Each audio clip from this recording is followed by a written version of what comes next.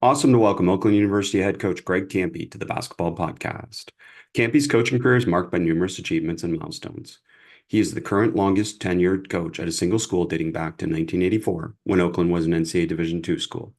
Kampe has coached 5 NBA players, led 4 teams to the Division I NCAA Tournament, and has a chance to win his 700th game this coming season.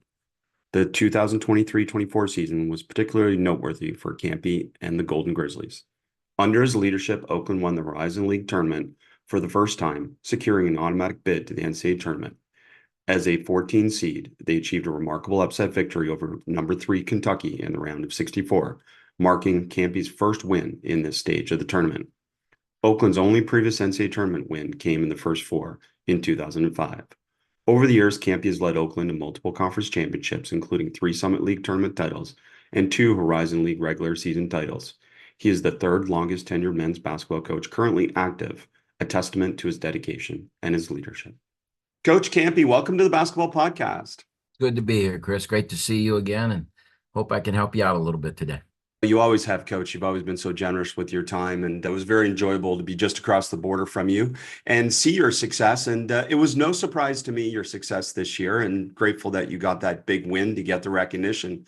But maybe let's just start from there. How has that changed your experience coaching? I don't know how it's changed coaching yet, other than it's made getting games a lot harder. We actually had our first practice this morning with my new team, and I've got 10 new players because of the portal era and because kids come and go now. I'm going to experience what it is, but it was a life-changing experience for a lot of my players. And it's not life-changing for me, but alternating a little bit, altering, I guess, is the right word, in that I just don't have any time now. For some reason, I've become the flavor of the month, and everybody wants a bite of the flavor of the month. It's been unbelievably hectic since the season ended, and you get your 5 minutes of fame every now and then, and this has lasted a lot more than 5 minutes, and I'm hoping it settles down and life can get back to normal. Maybe once the season starts. But one of your quotes that I read from one of your articles, consistency is the hallmark of success. And that pretty much describes what you've been able to do at Oakland, isn't it?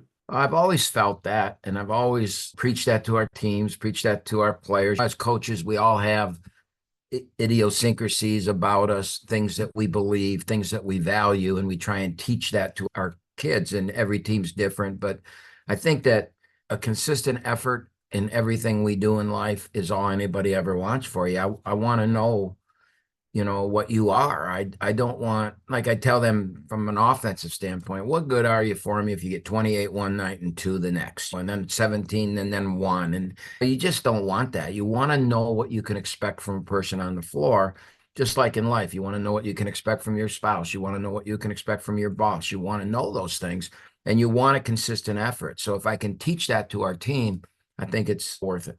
Absolutely. And one of the things that stands out to me with your consistency is how it's not always been uphill. There's always been some downs within your cycle of longevity there, and that is normal. And we like to portray it as not as in coaching, but having some downs with the ups is part of the journey, isn't it? You got to be to last. This is my 47th year in the business, my 41st year as the head coach at Oakland University. And to last that long, you have to survive. You have to be a survivor. You have to be able to fight through, just like in life. You have downtime, you have bad things happen. And we've never had the 3-28 I think the least amount of games we've ever won in the 40 years in a season is 11 or 12. So we've always been able to avoid a complete disaster. We've had an 11-17 season, a 12-18 or whatever. Part of that is because of scheduling. In league play, and I would tell you, in the last 18 or 19 years, we haven't won double digits league play, only once maybe. But for us, 10-10 in the league is a down year. And for our fan base, 10-10 in the league is a really down year. They are not really happy with that. But so you just got to learn how to roll with it, survive with it, and keep coaching. Curious, when you found out you had Kentucky and you're starting to formulate the game plan, what are some of the first things you start with in terms of planning a game plan for the NCAA tournament? That's a really good question, because I think game planning is an overlooked skill in the coaching world. I think that when people interview coaches or when they're deciding on who they're going to hire, they look at so many of the other sides of it and they really don't dive into how do you prepare for somebody? How do you get ready? Because the fact of the matter is game planning and understanding scouting and that is one of the highest rings that you have to climb for success. And so it's a really good question, obviously, from a guy that's coached and knows that's where those questions come from. But we went into that game. First of all, we weren't scared. We were happy we got the game because we had a chance. I knew I had a really good team. I had a Final Four level team. And I think we proved that. And we went into the game believing that we could win. But more importantly, we liked the matchup because it was going to be on national TV. It was going to be a primetime game. They had a lot of freshmen, a lot of young kids that were going to be pushed to the limit for the first time in their career in a setting where it's do or die. And I had veterans. I had a lot of old kids, guys that had been there, and this was the moment for them. This was a life-changing moment for them. So I liked all that. And then on top of it, they were the #1 3-point shooting team in the country, but they didn't score in the post. And I knew that our zone could take that away. And if you watch the game, or if you ever watch a replay of the game, Steve Lapis, the announcer, the color man, kept saying, I don't know if he wants them getting those shots in there. And he was wrong. We were begging them to get the ball inside to their post players and letting them shoot the 10 to 12 footers. And he kept saying, man, those are open shots. And they were, but it was prejudged that we wanted because we knew they couldn't make them. And we wanted them to shoot those 12 to 10 footers against our zone. And we wanted to take the three away. So the game plan was to take the three away and to control tempo. They were averaging 92 points a game. With 4 minutes going in the game, they had 62. They made their last 6 shots they made were threes because as the tight end of the game plans go away at that time, then it's survival. But they made 1 3 in the first half. And we just felt comfortable with it. I love that. And I love that aspect of your game plan where you're giving their bigs opportunities to score, where they're not used to that volume of touches. And the other part that goes with that is that your belief, and this is one of the challenges for all coaches, your belief in your game plan. Let's say the big makes his first shot, and then it starts to put doubt in your mind and your player's mind about the game plan. So talk to us about that part of it, the conviction that the game plan will work and we're going to stick with it. We want them to make the first shot. Okay. That means they're going to keep shooting. If they don't make the first shot, then the coach might say, oh, we can't. So yeah, that the conviction of a game plan though is I'll never forget many years ago, we were still a Division II school and we were playing Central Michigan and they had Dan Marley, who this is how old it is. Dan Marley went on to be the 15th pick in the draft, an all-pro of Phoenix, but he played at Central Michigan. And we went in and we were going to play a triangle and two because they had another guy named Tommy Harris that was really good too. And we were going to triangle and two him and we were going to make a kid score points. And I kept telling them, so the kid comes out and he just lights it up. We're not guarding him at all. And he's just killing it. And through every timeout, I kept saying, don't stick with it. He can't do this. He's going to start missing. And finally, with about 8 minutes to go in the game, I looked at him, I go, you know what? He going to keep making them. But you know what? I like our game plan. We're sticking with it. And we lost as a Division II school. We lost to a really good Division I school by 8 points. But that kid had 41. I think he averaged 6 the rest of the year. But that night he had 40. He made it. Sometimes they don't work. But I think you have to believe in what you're doing. You can't bounce around during a game. If you bounce around, you're going to lose the respect of your players. Your next game when you plan, they're going to start thinking, does he really know what he's doing? That type of stuff. So I think you have to have a belief. You work your butt off, you watch all that video and you come up with an idea. And sometimes the ideas don't work. That speaks back to your consistency part where that player wasn't consistent doing that. So he did the unexpected and sometimes that happens. Coach, I got to say the NC State game, incredible game, really enjoyable. That last 17 seconds, I don't know how many coaches dove deep into your comments, but I found it really insightful to hear you talk about that phase. And most of us would sit there as analysts and say, oh, we ran the wrong play. But what you spoke about was the fact that you called a timeout and gave them an opportunity to set up their defense. Can you talk a little bit about that process in your mind and kind of some of your experiences over the years with calling it or not calling it?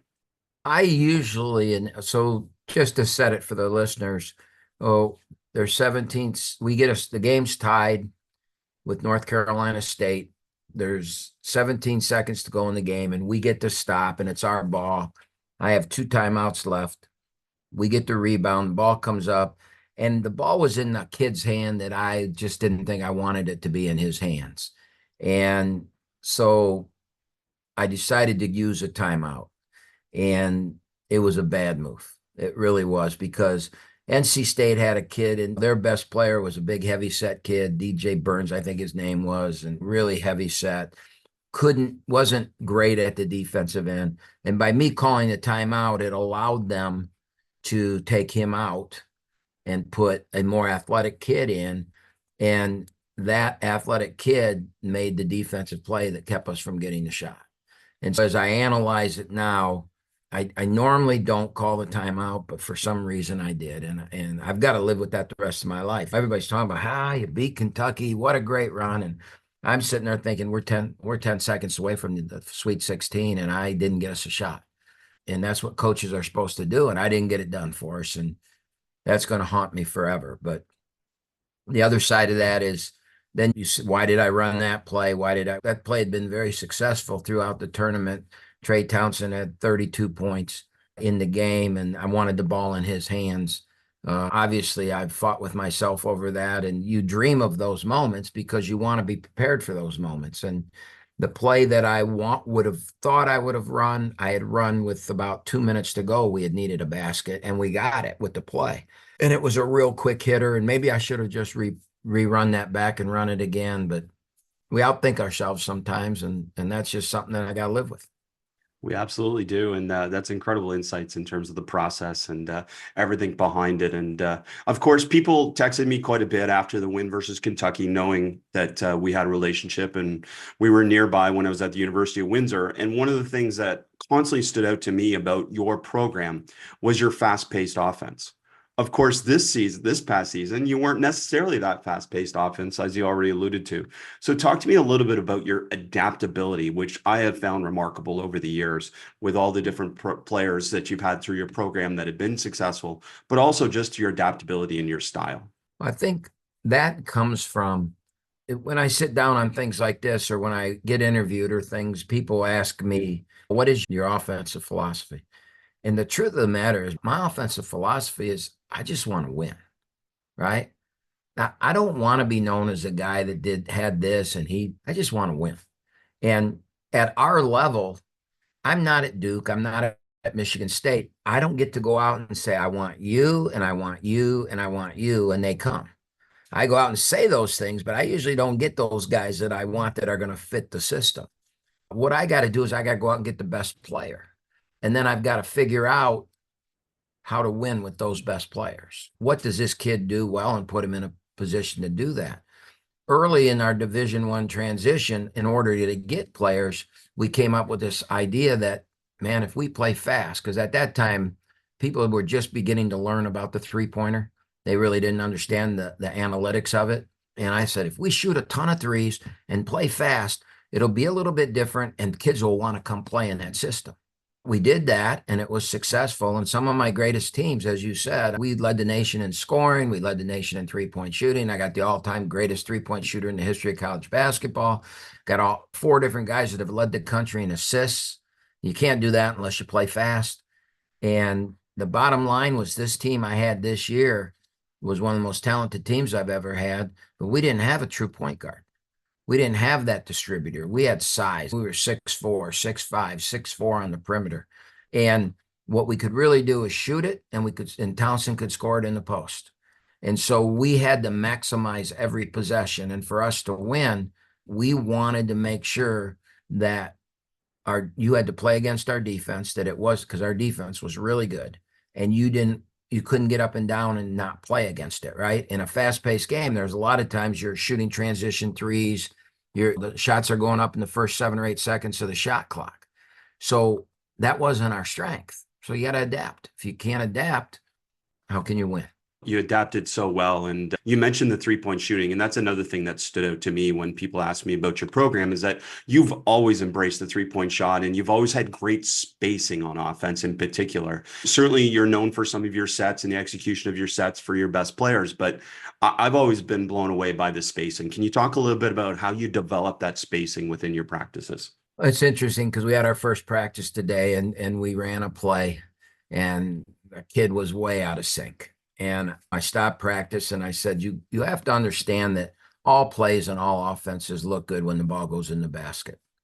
But how do we maximize the ball going in the basket more often than not? And it's through execution. And you have to understand what the play is trying to accomplish. So many times our players, they think of a play and the end accomplishment is the ball goes in the basket, right? The truth of it is when you set up your offense or you set up a play, you're trying to use the strength of the player who the play is set for. Or in some cases, if you run a motion offense or if you run a continuity offense or whatever offense you run, you're trying to maximize the players that have to finish the shots. And so execution is the most important thing. And spacing is the biggest part of execution, right? Anybody that knows this game, that's coached this game, knows that you got 54 feet, right? And you usually play inside the 27-foot line. So you're in an area of 27 feet deep and 54 feet wide, and you've got 10 guys out there, and you want to use all part of the square footage of that. You have to. If you don't, you allow good defensive teams to take away what you're trying to do. So going into it, we try and teach to our players the importance of using all of the square footage in that 27-foot by 54-foot area. I love it. I love that you just had your first practice too, and you're fired up after that, and obviously trying to figure things out as well. And I'm curious, going into your first practice, since you just did, do you go in with a real strong expectation of what you need to do with this team, or do you allow that expectation to be shaped over time as you see them more and more? From an offensive standpoint, with 10 new players, I think my biggest strength as a coach is, Chris, if you were to play for me, is to let you play. I tell a real quick story, okay? I had a son, and he was a great baseball player, and he went to the University of Cincinnati to play baseball. And I loved the coach, and I still do to this day. I think he's a tremendous person, good coach and everything. But I get a phone call from my son the first day of practice, and he says, Dad, they changed my batting stance. Now, this kid he's a freshman, he had hit 412 the year before. He goes, they changed my batting stance. I go, why? And he goes, because they said they didn't think that with my stance, I could catch up to a 95-mile-an-hour fastball. And I said, how do you feel about it? He goes, I don't like it. I said, okay, he's the coach, do what he says. So the kid really struggled to hit the ball. And I went and I said, because the coach was a friend, I said to him, I've been doing this a long time. Let me give you a little advice. I said, you're right. I'm sure you're the expert. I'm sure you're right that he can't hit the 95-mile-an-hour fastball with that stance. But what you should have done is you should have let him find out, right? You should have let him have a couple weeks to not hit and find out, because then he's going to come to you and he's going to say, Coach, what's wrong? I can't. And then you can spring on him. Yeah, I can fix it by doing this. Because now he's come to you and he believes and he's asking you, right? When you just go to him and he fails, now he's blaming you. So what I've taken from that philosophy into basketball is I'm not going to go put anybody into a round hole, a square peg in a round hole or whatever that. I'm going to let them play and I'm going to see what they can do. And then I'm going to take my 40-some years of doing this with 4 million different plays and what we do and mold that around what that kid's talented to do. Because if you're, Chris, if I recruited you and you're an 8 at shooting the basketball and coming off screens and shooting the basketball, but you're like a 4 at coming off a screen and putting it on the ground or going somewhere, I could work real hard with you. And in a year, I could take you from a 4 to a 6 or a 7 at it, but that isn't good enough. So why am I doing that? If you're an 8 at it, why aren't I trying to make you a perfect 10 and just let you do what you can do? And so that's what we try and do. We try and figure it out that way. Now, on the defensive side of the ball, we play a goofy matchup zone, and it's you got to learn it. I don't care what your skill is. You've got to learn it. You got to learn the rules. You got to learn how to play in it. You got to learn what we want. But on the offensive side of the floor, where it's creative, I got to let you create. I love that story. And as you were explaining it, I was thinking too as well about we sometimes change things for the one or two times it's going to happen instead of the things that are going to happen the most, which you think about a 95 mile per hour fastball. I thought you were going and saying you're not going to play against that much. And sometimes we do those things as a coach as well, don't we? I did have that same thought, but I wasn't going to go say that to him. He's the coach. He's in charge. But I had the exact same thought. In the Big East, what were there, three people that could throw 95? That's his thoughts and that's his philosophy, and he's the one trying to win. And it was just when it didn't work, I was as giving him advice from an old guy that's done it for so long. Absolutely great advice for all of us. And you mentioned the zone, the matchup zone, and can you share a little bit of insight in terms of the principles and maybe even where it came from? It came from a guy by the name of Bill Evans. He was a coach at Southern Utah in the early 2000s, and he had a great team. And we've been known for our offense. That's what we've been known for, and we couldn't score against him. And I had just struggled against it. And so I went out. He left the league and went to a different program, and I met with him then, and I just picked his brain on it. And I took the basics of his zone and then molded it to what I believe in and changed it. It's just like any offense. I don't think I can run the offense the same way. If Kansas and Oakland ran the exact same offense, he's got different players than I've got. And it's not going to be the same, but the concepts can be the same. And then you've got to tweak it for what you can do, your personnel. So what I did is I tweaked that defense so I could live with it, because there were some things that would happen that we're all different. We all have different beliefs and different philosophies. And there were things that rubbed me the wrong way, and I couldn't do that. So I had to tweak it and get it so that the things that I believe in defensively, like I'm a big believer defensively that you don't give up layups, you don't give up threes, and you don't foul. That defense, when I first got it, was almost daring you to shoot the three. I wanted to tweak that a little bit so that we could. So that's where I got it from. Bill's a great coach. He's coaches junior college now, still out there. He's in his mid-70s, and he's a coach for life. And a good friend. But that's where I got the defense from. It's unique. It's really hard to prepare for because you don't see it. It's pretty hard to understand too. It takes a long time to teach our kids. And my boss was watching today, our first practice, and he comes into my office afterwards. He says, "I see why teams would have a hard time preparing for it, because I have no idea what you're doing, and I just watched you put it in." That's awesome. Can you talk to us about how do you adapt a zone to take away the three? Because I think that's a common problem for many coaches that play zone. It's a zone with man principles, or maybe it's a man with zone principles. I don't even know. But there are rules that are in place, and you can adapt that to change the rules so that you could run everybody off the 3-point line. And then if you're really playing it well, you're in passing lanes, so you can't make direct passes.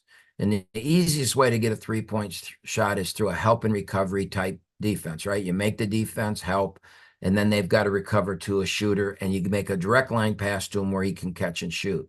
And what we really try and do in that defense is not allow you to make direct line passes. So we always have someone, and we get out of what's weird looking sometimes because we're playing passing lanes, not people. And by being out, and we actually turn our back to the sideline, which on man-to-man defense, that would be an absolute no, you can't do that. But in this zone, we actually turn our back. We have our back to the sideline, and we're playing in passing lanes. And that's how you take the three away. You don't allow direct line passes.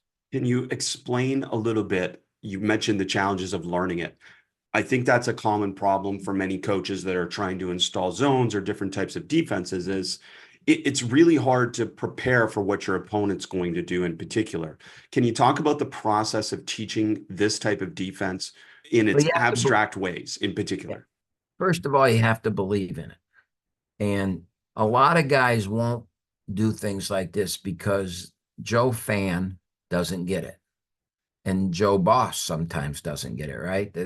And they're wondering, why are you doing this when 99% of the people in the world play man-to-man? Why are you doing this? What makes you think you're so special? Why you think you're John Wooden? I've heard all kinds of things. So you have to believe in it. You got to be committed to it. And you got to understand that you're going to give up some easy baskets, but show me a team that doesn't give up easy baskets. Show me the best defensive team in the country, and I'll go through every possession they play, and I'll find 50 easy baskets they gave up. Good offense always beats good defense. Always. Ball goes in, it is what it is. So you got to believe in it, and you got to understand that it's out of the norm. So people are going to question it. People are going to criticize it. People are going to, if things aren't going well, they're going to say it's because you play that defense. So that's the biggest thing, that you've got to believe in that. And then the second part of that is that you have to structure it. It's a process-driven defense, right? You've got to understand the process of teaching it and not worry about the results until you get to the point that, okay, games are ready to start. Let's look at, and as we get better. Last year at the beginning of the year, we did not look like a very good defensive team, but as the process went on, by the time we got to Christmas, we were really good. And at the end of the year, like I told you, NC State was averaging 20 or 85 points a game. At the end of regulation, they had 66. Kentucky, we held them 15 points below. It's just, it was really good for us.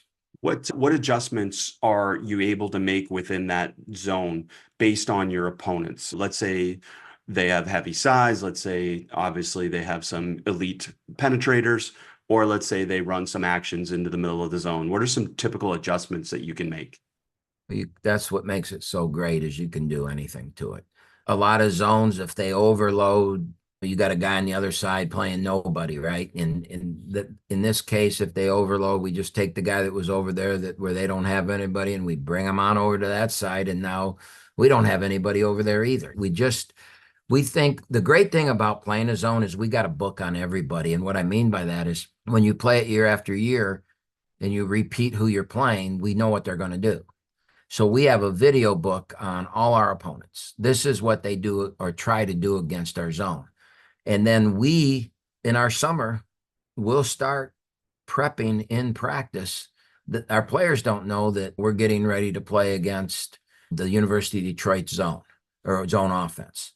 But that's what I have, one coach in charge of that, and he with the scout team in that on Wednesday's practice, they're running against our stuff, everything Detroit does. And then the next day we might do everything Wright State does. And then we play Michigan State every year, everything Michigan State does, and everything. We play Illinois this year. We played them last year. This is what Illinois did against us. We have this video book of everybody. And so in the middle of September, we'll be prepping for teams, because most teams, if you play man-to-man, you guard your own offense in practice, right? So you're running your offense in practice, you're guarding it. Our practice is every day we're playing against our opponents, and it's one of our opponents. Every day in pre-practice, our practice meetings, we decide who we're going to play against today, and our scout team runs that offense against us. So every day of the year we're prepping. So making adjustments is easy because we play the zone different against every team there is. You may have 5 out and shooters, and we've got to be a 5 out with you. You may run behind the ball. We're going to run behind the ball with you. You may try and play from the short corner to the high post. We're going to do that. We have one team that they put 2 guys low on each block, and they sprint up to the elbows. So what we do on that is we have a call. We call it our green call. And when they line up like that, we guard them man-to-man until the first pass is made. Once the first pass is made, then we're into our zone. But we can do this every day because we're committed to that defense. So we know we're playing this. We know what you're going to do against it because we have a book on you, and we can practice it. I love that idea, obviously, preparing the whole year. And it speaks to probably a way that you practice as well, which is you're playing a lot of offense versus defense in practice to be able to get those experiences for your players. Can you shape it in our minds a little bit, how you work on these situations? You mentioned scout team, but are you doing a lot of half court repetitions? Are you playing at a full court? Are you playing on a lot of random variability? What's happening? So our game plan in practice are practice plan pretty much looks the same every day. We open practice with shooting because we believe in shooting. And then we rebound because if you can't rebound, you can be the best defensive team in the world. But if you can't get to rebound, they're going to shoot layups anyways. And then we go into what we call our defensive breakdown. And it could be 30 minutes, it could be 15 minutes. And it's what we're going to work on, certain slides, maybe closing out, because in a zone, there's a lot of closing out going in the zone. So we're going to do a closeout drill every day. We guard the ball every day because even though it's not man-to-man, we still have to guard the ball. We still have to put pressure on the ball. And we do our slides. We break down our slides in a shell, just a shell in man-to-man. We have a shell drill that we do in our zone. So we can break the slides down because repetition is what you have to have, right? So you rep. And then we'll go to our offensive breakdown, which is if we're running dribble drive, we'll do our blood drills. If we're running sets, we'll work on screening, things like that. And then we go into what we call team defense. And our team defense is usually, we do it two ways. We'll do it half court or we'll do it full court. If we do it full court, we call it all-time defense. All right. And what that means is we're on defense. The offense runs it. We get the rebound. We put the ball on the floor and we run to the other end and we're on defense again. If they score, it's like a game. They score, but they get the ball and come back at us. We're never on offense unless we get a steal. That also makes being aggressive, playing that, they don't like that. So they want to be aggressive. They want to get steals so they can play offense. And then the half court defense is usually of 5 possessions at a time. So we're going to, all right, black team, you're on defense. Gold, you're on offense. Black, you got 5 possessions. All right. And we're going to guard for 5 possessions. And then we'll let the gold team go and guard for 5 possessions. And it's just in the half court. And again, we're repping somebody we're playing. In season, instead of that, what we would do is, let's say we play at Kansas this year. So the 3 days before the Kansas game that we're prepping, there'll be a 10 to 15 minute session that says, all right, guard Kansas. And what we'll do is we'll just stay in the half court and the scout team will run all the stuff that we think Kansas is going to run against our zone. And so basically that's an everyday process. The practice plan doesn't change much. Again, if I'm going to preach consistency, I've got to be consistent. They've got to know what they're getting when they come into practice every day. You mentioned having 10 new players. Is it actually in some ways easier because you have to teach from the beginning? You can't skip steps because you have so many new players? Or is it an extra layer of challenge every year having to start from that spot? That's an interesting question, Chris. And I think we as coaches, we're always on the negative side, right? So if I have 10 new players, if I have 10 new players, I'm bitching because I got 10 new players. It's got to teach it every day. And if I got everybody back, it's, they're complacent. They know what they're doing. So I can't get them to go hard. We're always finding the negative. And so right now, the negative for me is it was a fire drill out there today, man. We got a lot of work to do. But that's why we do this. That's the challenge of it, is we can bitch and complain about it all we want, but that's what drives our bus, right? That's why we're doing it. It's an exciting time anytime you got 10 new players. You want to find out how good you are, right? You got to find out, can we teach this? Can we get them to do it? One thing that's always stood out from watching your teams as well is that I always felt like there was a clearly defined pecking order, so to speak, on offense, that I could tell as an opposing coach who the top players to get the top shots would be. And I'm not saying that's rare, but I'm saying for you, it was always very clear. So I'm curious how you were defining those roles within the season so that your players clearly understand. It starts off now with everything we do is charted and videoed and charted. So every shot every kid takes, whether it's a practice shot, whether it's in a drill, is charted.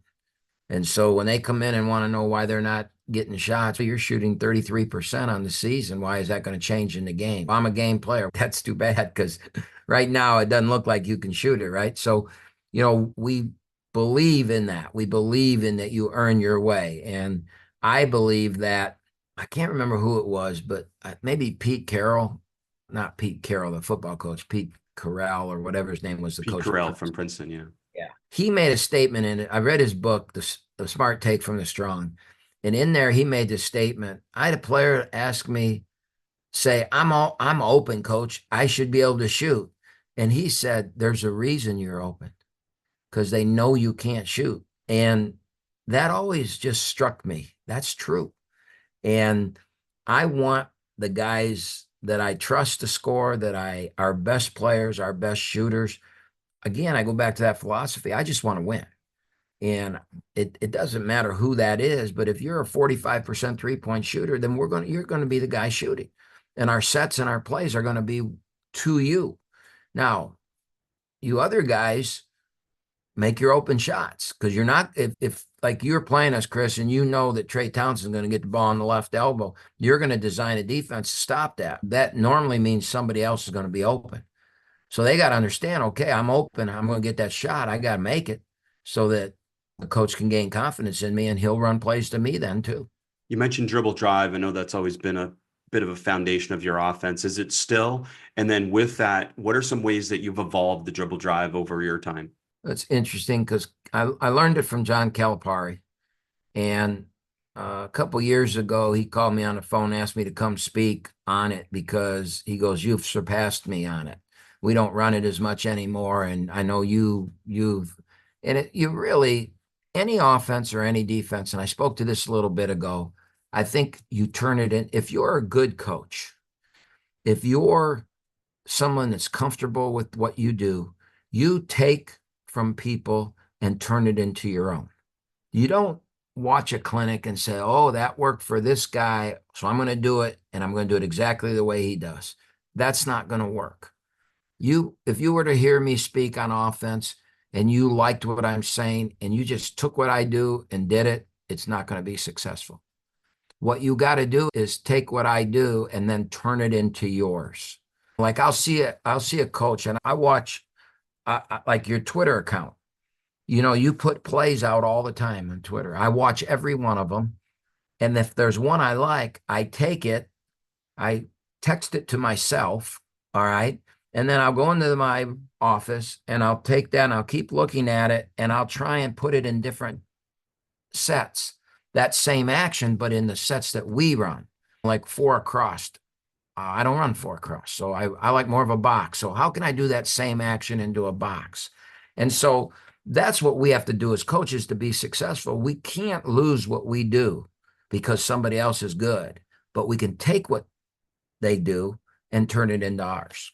It's fascinating you talked about the plays there. And I had a conversation with a coach this week about that, just basically saying whatever play I share, it's choose your alignment, choose the primary action, the secondary action, and then what you said at the beginning, emphasize the timing or the progression of reads that goes with it. And it, to a certain extent, is that simple to adapt a play to what you want within your philosophy and beliefs.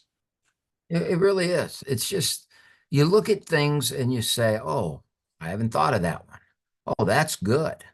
Okay. And then you throw it out there and it doesn't work. And you're like, why doesn't, well, it works because it works for them. It worked on that video because the way the team was guarding it had something to do with why it worked. And they guarded it because maybe this guy on the other team was really good, or this guy is this, if you've got a great shooter, put him in back screens, right? If you got a great shooter, put him in back screens. Maybe that's why the play worked, because that guy's a great shooter and you don't have a great shooter like that. So they just switched it. They didn't stick with the shooter. And so that's what I mean. You've got to, if something moves you when you see it, you can't just duplicate it. You've got to understand why it works and then put it into your system. Through all these years, 40 plus years of coaching, is there something that stayed consistent within your philosophy and within your approach? I think that I've changed over time, and I think you have to. I used to be a big believer in everybody wore the same uniform, the same socks, the same shoes. And then Steph Curry goes out and wins the NBA championship, MVP in purple shoes. And then why players want to wear, why am I making them wear this? You change over time as the times change.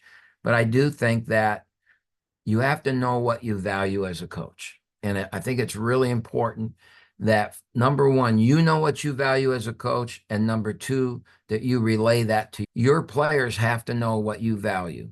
Today in our first team meeting, I went over the 4 things that I value. And I told them, if you don't value these 4 things the way I do, you're going to struggle to play here. You have to value those four things. And then I think you have to have some non-negotiables. And for me, I've got my non-negotiables pretty much down to just a couple things. You can't be late. You know what I'm saying? You can't, if it's 9 o'clock and you walk in at 9:01, you can't walk in. You're done for the day. You can't come to practice. You can't, it is what it is. So I think you have to know what you value and the people that you're coaching, your staff and your players have to know that. And then I think you have to have some non-negotiables, but I think you have to be really flexible. It strikes me as like you mentioned a few logical consequences. You're late, you just don't come to practice, or you're done for the day. And you mentioned on the defensive part, the all-time defense, obviously, if you don't get a stop, the natural or logical consequences, you don't play offense. That just seems to be a real logical approach anytime I've heard you speak and anytime I've talked to you about everything. And this logic seems to be one of the things that if you could convey it to your younger self, I imagine that was one of the things that you would want to convey to him. Now, I'm a big Sparky Anderson fan. And if anybody knows baseball, Sparky was the skipper for the Tigers for years in Cincinnati. And that was always, it's my way or the highway with Sparky. That was the famous thing. And I was a big fan of his. And early in my coaching career, that's the way it was. You're going to do it my way or you're out of here. And I don't think if I would have kept that in this day and age, I would have survived. I think you adapt or you die, and I've never wanted to die. I want to keep coaching. So I think one thing I've done pretty well is adapt to the times, but I still try and keep those base, what I believe, what I value. I still try and keep those. There's been a lot of times it made me sick to see things or, man, I just don't like what's going on, but you got a decision to make, man. I don't want to be old man, stay off my lawn guy. I don't want to be that old guy that I used to walk 3 miles to school every day uphill. I just don't want to be that guy. And you couldn't be in this era, obviously, as well, when you're trying to relate to basically new players every year and recruit your current roster and recruit future rosters and all the different things that go with it. So I'm just curious from that perspective, then, what is a part of, say, the journey now that is more exciting or more fulfilling than it used to be? I'm a lot more comfortable with myself now. I really am. I'm comfortable at practice with letting my assistants have a major voice in it. I'm comfortable with walking away and not putting my finger on everything. During COVID, I made a decision that I think is going to add 3 to 4 years to my coaching career. I don't go on the bus with the team anymore.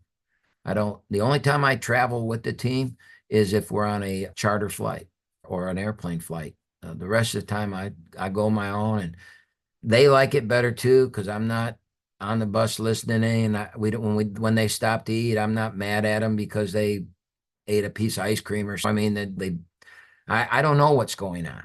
And I've gotten more comfortable with that. Just more comfortable with, I don't care what the fans say anymore. I don't care what your biggest critics. I understand that they're going to be critics.